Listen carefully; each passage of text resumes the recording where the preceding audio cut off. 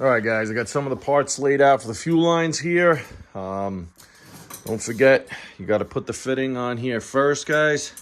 Then we're going to make our double flare, and then we'll put the couplings in the middle. Got a bunch of these. We got 3/8 1/4 inch. This is our supply. This is our return. And then I just have to make up a hose for the little breather that's in the middle. So we'll see how it goes. All right, you can see here we got the 1/4 inch line in. Then what you want to do is look at the gauge here. Where's 1/4? Right there is 1/4. You're going to use this little cutout here to set your depth. Just like that. You can see I'm getting close, but the line has to be pushed back just a little bit, sticking out just a little too far. So let's see if I could. It's just pretty much impossible to do with one hand. Plus I don't have it clamped yet, but you guys get the idea. So set it with that bump out for 1/4 inch.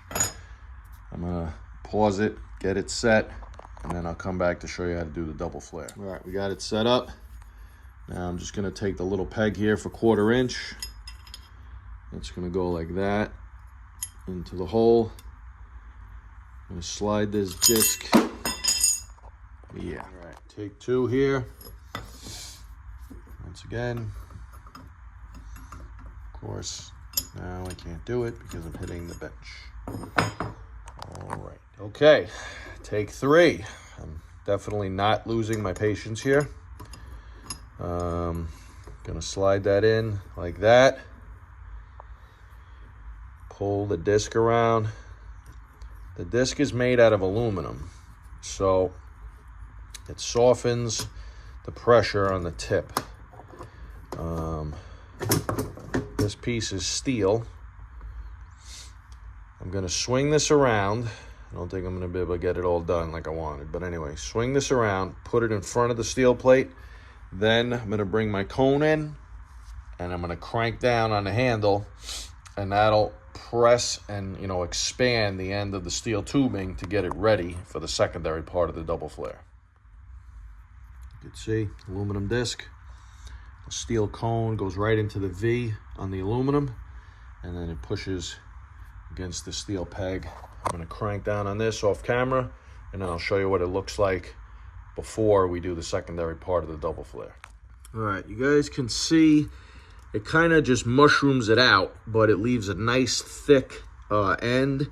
It definitely shrinks down on the inside diameter. But now we're gonna bring the cone in by itself. So the rest is just similar to a single flare, but because we kind of mushroomed the metal on the first part, it's like folded over, and then now the cone is gonna push the edge lip around and make the double flare. All right, so now you're just bringing that in.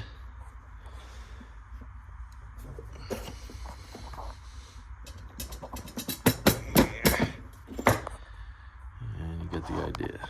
All right, you can see we got a nice double flare there, guys. Got a lot of meat on it.